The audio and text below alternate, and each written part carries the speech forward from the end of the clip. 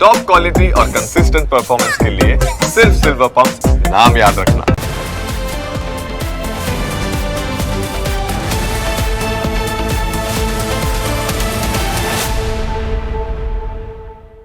સૌથી પહેલા વાત કરીએ મંત્રીમંડળના શપથ ગ્રહણ વિશે।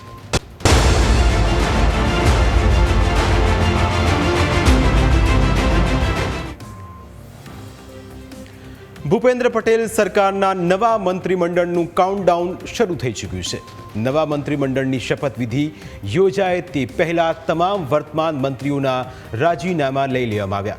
મુખ્યમંત્રીએ નવા મંત્રીમંડળનું લિસ્ટ રાજ્યપાલને સોંપી દીધું।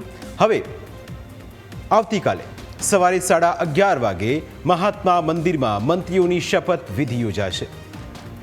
રાજ્યપાલ આચાર્ય દેવવ્રત તમામ મંત્રીઓને શપથ લેવડાવશે, પરંતુ તે પહેલા રાત્રે 8 કલાકે મુખ્યમંત્રીના નિવાસસ્થાને બેઠક મળી, જેમાં બીજેપીના રાષ્ટ્રીય અધ્યક્ષ જેપી નડ્ડા હાજર રહ્યા। તેમણે પદનામિત મંત્રીઓને સંબોધન કર્યું, ત્યારબાદ તમામે સાથે ડિનર પણ કર્યું। તેવામાં કોણ મંત્રી બનશે અને કોણ નહીં બને તે જાણવા માટે સૌ કોઈ ઉત્સુક છે।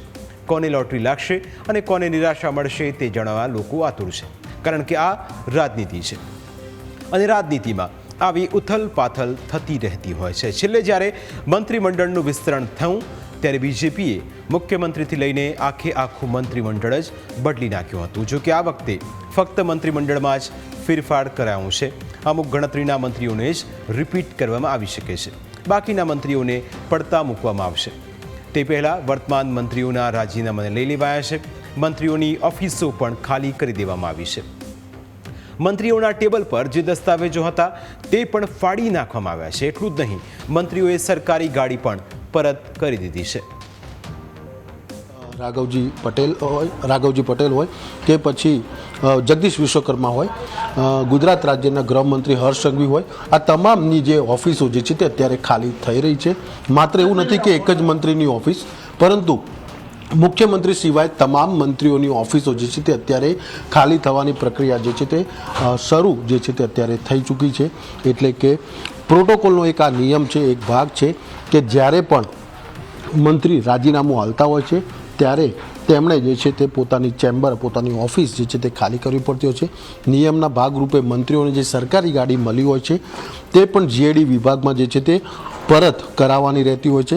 અત્યારે આ ભીખુસિંહ મંત્રી જે છે તેમનું આ કાર્યાલય છે, જ્યાં આગળ અત્યારે ઓફિસ જે છે તે ખાલી કરવામાં આવી રહી છે, કારણ કે આજે તેમણે રાજીનામું આપ્યું છે। માત્ર ભીખુસિંહ નહીં, પરંતુ તમામ મંત્રીઓની ઓફિસમાં આ જ પ્રકારના દ્રશ્યો અત્યારે જોવા મળી રહ્યા છે કે જ્યાં આગળ અત્યારે તમામ જે નક્કામાં કાગળિયા હોય કે મંત્રી પદે હવે નથી રહ્યા તે તમામ ફાઇલોનો જે છે તે ત્યારે નિકાલ કરવામાં આવી રહ્યો છે।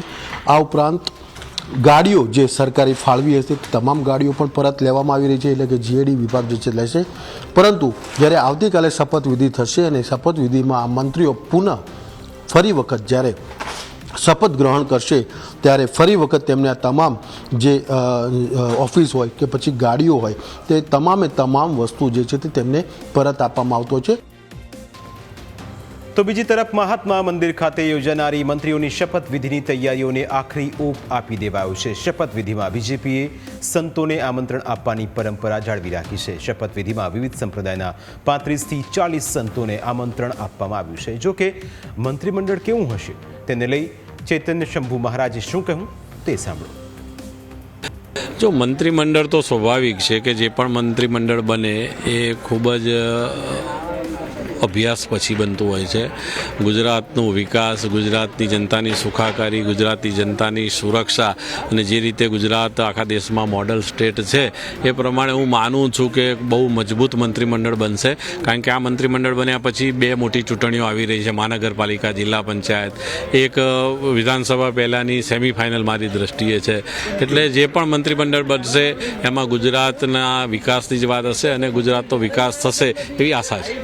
આપ તો ભારતીય જનતા પાર્ટીને ખૂબ જ નજીક રહેલા છો, તેમની સાથે પણ ભૂતકાળમાં આપે કામ પણ કરેલું છે। લાગી રહ્યું છે કે જે રીતે મંત્રીમંડળનું વિસ્તરણ અને આવતીકાલે શપથવિધિ સમારંભ છે, મુખ્યમંત્રીનો ચહેરો એ જ રહેશે કે એ પણ બદલાશે?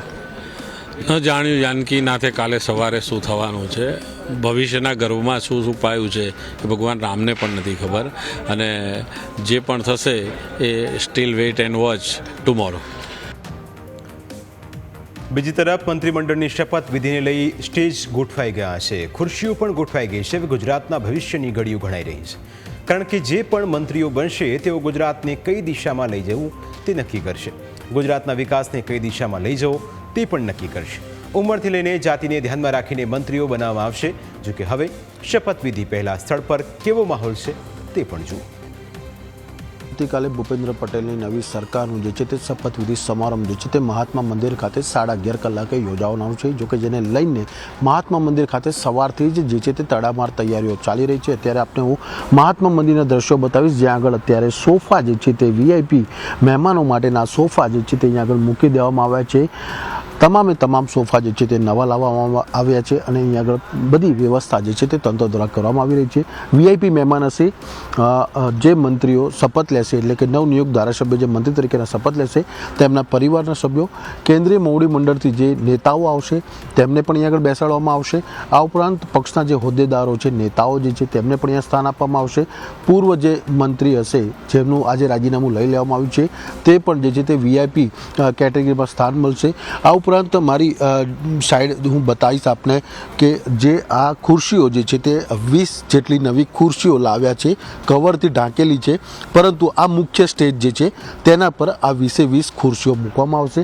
એટલે કે જે ધારાસભ્યો મંત્રી તરીકેના શપથ કરશે તેમના માટેની આ તમામ ખુરશીઓ જે છે તે અહીંયા આવી છે. આ મુખ્ય સ્ટેજ રહેશે કે જ્યાં આગળ શપથવિધિનો સંપૂર્ણ કાર્યક્રમ થશે. આ મંચ ઉપર મુખ્યમંત્રી, રાજ્યપાલ સહિત નવનિયુક્ત જે ધારાસભ્યો જે મંત્રી તરીકેના શપથ ગ્રહણ કરશે તે મંચ રહેશે.